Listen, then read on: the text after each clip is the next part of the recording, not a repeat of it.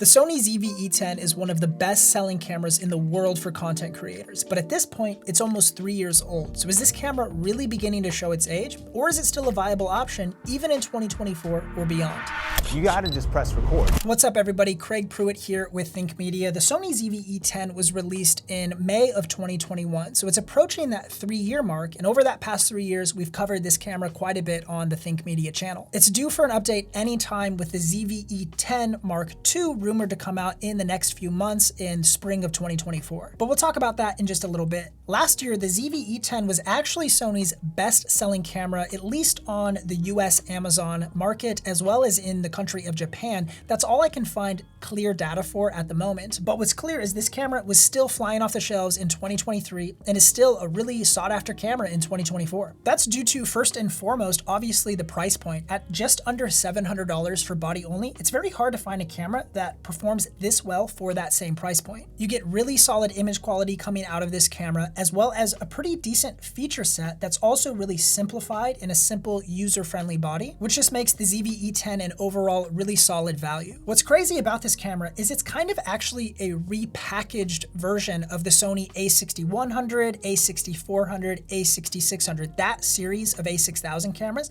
They just used a lot of the same parts and the same exact sensor from those cameras and plopped it into the Sony ZV-E10. So at minimum, the sensor technology in the ZV-E10 is at least 5 years old, which in the world of tech feels like an eternity. So how does this camera hold up in 2024? Should you pick it up? Should you be somebody who goes out and purchases this camera? Or should you wait for this camera to get updated here in the near future? The first group of creators that I think this camera is still decent for in 2024 are people who just make YouTube videos kind of like this one right here. You get pretty solid image quality straight out of camera with this without a lot of effort. If you just leave this camera in kind of the standard shooting modes, you honestly can produce a pretty good image. You also get 4K video out of this camera at both 24 and 30 frames per second. There is a little crop at 30 FPS, but that 4K resolution kind of future-proofs this camera a little bit and allows you to have reassurance that you won't need a different resolution here in the near future. One of the cool features of the ZV-E10 is its product showcase mode, where if you bring an object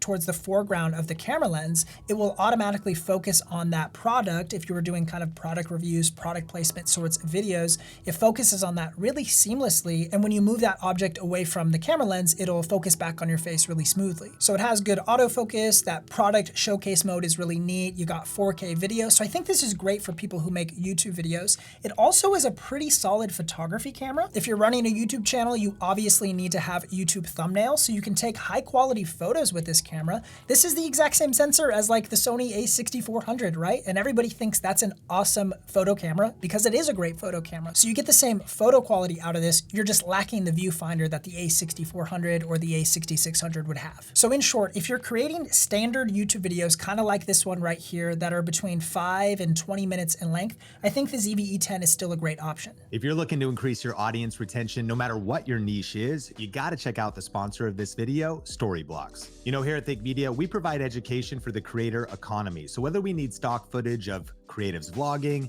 video podcasting, setting up or tearing down gear, they got tons of templates, overlays, motion backgrounds, and more. And they've got something for every niche. So whatever kind of content you create, whether that's personal finance, cooking, travel, books, business, personal development, literally anything, they've got stock footage that'll help you make better videos and tell better stories. We've been using Storyblocks for so many years here at Think Media, and it's been a total game changer. So to get started today, just go to storyblocks.com/Think Media or click the link in the description. This camera is also great for people who want to vlog in 2024, especially those of you who want a super lightweight and simple setup for vlogging. I currently have the ZV-E10 on the Joby GorillaPod with the 20mm f1.8 Sony lens and the Deity D4 Mini as my mic source. The setup still feels super lightweight, like I could carry it around all day with no issue. A couple notes though, there is no in-body stabilization with this camera, but it does feature active steady shot, which is software stabilization, which helps you get more cinematic and smooth footage when vlogging. However, turning on active steady shot adds like a 20% crop into your image. So if I was vlogging right now on this 20mm lens, it would be like this. It'd be way too tight. So you'd have to use something like an 11mm focal length to be able to use active steady shot. There's also a really cool feature in this camera called background defocus. So with one click of a button, it forces my camera lens to shoot at its minimum aperture value. So now we're shooting at f1.8 instantly, and I just had to adjust my ND filter a little bit to get proper exposure. But now everything's nice and blurry in the background, and it just really is helpful for isolating yourself from the background. We're just hanging out at the park today as a family, and the ZV-E10 is just always a no-brainer to bring along because it's so lightweight and easy to use. And the third and final kind of creator that this camera is still good for is for anyone who does sort of live streaming. So this could be gamers, this could be people who take video calls for their business, or maybe you work remote and you have to take a lot of remote Zoom calls. This is such a great option because you only need one cable, a simple USB-C cable running from your camera directly into your computer, and you have everything you need to run a smooth live stream. And even though this camera uses the older NPF W50 Sony battery that's super tiny, the battery performance of this camera is actually pretty solid and performs pretty well in terms of overheating. It's not a camera I would recommend you stream for hours and hours on end. I don't think you're gonna get 8 hours of streaming capabilities out of this camera. But if you're someone who does moderate streaming for 1 to 2 hours or video calls for 30 minutes to an hour,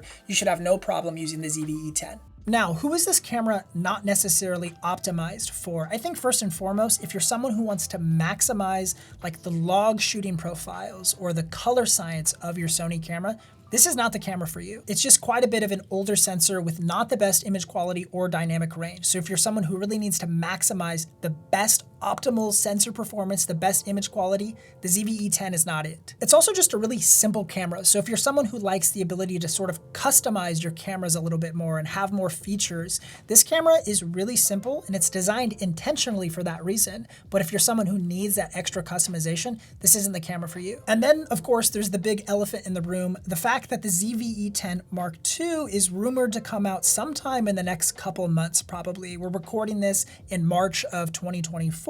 So it's rumored that maybe this spring we'll see the ZV-E10 Mark II, and that camera I bet is gonna have quite a few improvements over the original ZV-E10. I guarantee we're gonna see an updated sensor, something that's probably more in line with the Sony a6700 or the FX30, that updated color science, updated resolution perhaps. We'll also see probably some AI features that Sony has been including in some of their latest camera releases, so that we'll have some like AI autofocus tracking and eye tracking, different subject recognition. So whether you're shooting like an animal or a car or a human, it can kind of detect these different subjects. It will probably feel like a similar upgrade to when the a6700 came out and replaced the a6600. It felt like a very significant upgrade. So I think the same will be true for the ZV-E10 Mark II. So if you're willing to wait until the Mark II comes out, it could be a good fit for you, or you could look at the used camera market for an original ZV-E10 and pick one up closer to the $500 price range, which could make the original ZV-E10 a little bit more attractive. If you want to know more about this little camera, you can click or tap the screen to watch this video that Omar did highlighting the top accessories for the Sony ZV-E10 so that you can maximize the potential of this little camera. Thanks so much, guys. We'll see you in the next video.